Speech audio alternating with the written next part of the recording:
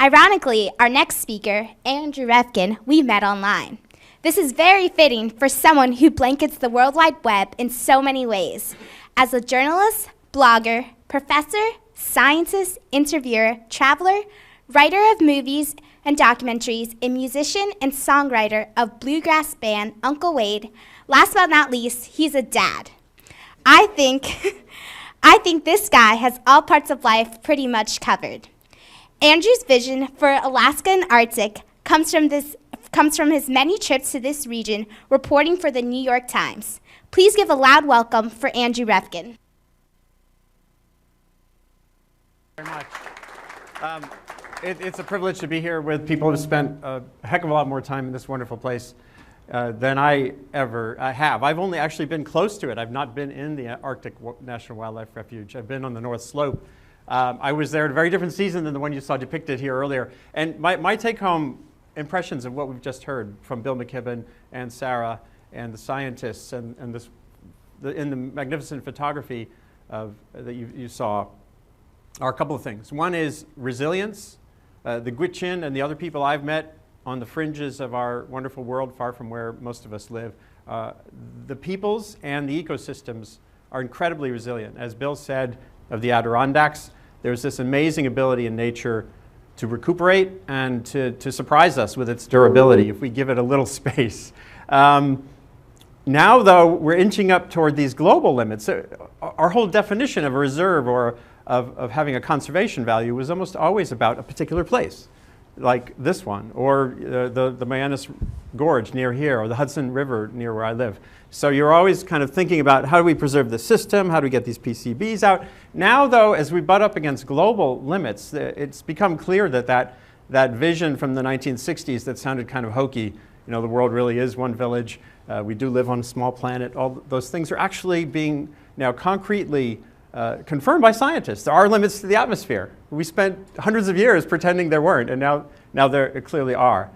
Determining how much is too much, whether it's warming, or how little is too little, in terms of the conservation spaces on our planet, those aren't scientifically delineated. That's why we're at this. You'll find as you talk to other people your age, the young people here, or older people, you'll always find differences of views on what a refuge should be. And what I think we all have to start to do now is to understand that those values differences, people come to the same science, the same picture even, with a different reaction based on their values, their upbringing. I think we went through sort of a 20th century environmental movement that was largely framed around two things. Woe is me, shame on you. It was always someone else's fault. And oh my God. So the resilience message says to me there's plenty of reason for optimism. The potential of youth, particularly, to get busy. Whether it's going to my website, go to .earth, nytimes.com/DOTEARTH, and you'll see right there, right now, the Fish and Wildlife System is taking input from you, from America, on what a national wildlife refuge should be in this new century, the second century of the system. So you can kind of get engaged and make sure you contact your elected officials. Those of you who are over 18 have this other magical potential. It's called voting. But those of you even who are under 18 can get busy on Twitter and getting ready for that moment when you become part of the system that takes us from these distant places that are part of America's patrimony now to Washington, D.C., which is where a lot of decisions get made that are important. So think about resilience. In other words, woe is me should go away. Shame on you also has to go away. There are definitely bad actors out there. Greed does dominate some sectors of our society. And thinking about the future, thinking about other constituencies is not everyone's immediate norm. But again, when we get to this global thing, the fact that we're all really in it together, if we don't get comfortable with our differences as human beings and as communities, even as we try to look for ways forward that can preserve these magnificent last vestiges of truly wild places, we're probably not going to make much progress. Yelling tends not to be the best approach to solving a problem.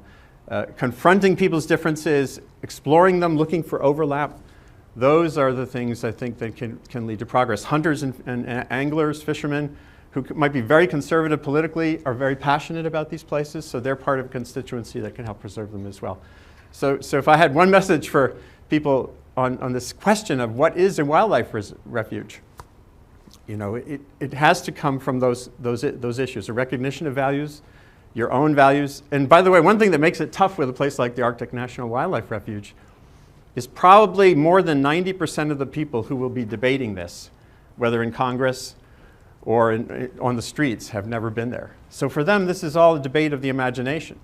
It's not a concrete experience like that wonderful moment you heard about in the tent, when it was the lack of flapping of the tent sides that said something had changed, I better get busy with my camera. And I was lucky enough to get up on the tundra in the middle of winter, 40 below zero, 40-mile-an-hour winds, with scientists trying to understand the system and the changing climate. But you know, I'm a rarity. I communicate what I see, but most of my readers will never have the good luck to be up there. So when something is a debate over an imagined concept, an imagined part of America's patrimony, that does make these challenges harder, because we all are just dealing with our visions.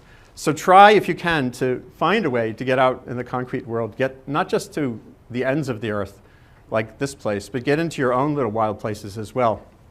I'm going to conclude with one thought, that this sense of refuge, it's vital to explore it in the wilderness areas that remain on the planet. But there's a refuge in every little nook of wet place around here. There's a little pond near me. Every spring there are these red efts, E-F-T, these little tiny newt life stage things that come crawling out of the leaves. Thoreau talked about the swamp at the edge of town being as important as the primal wilderness.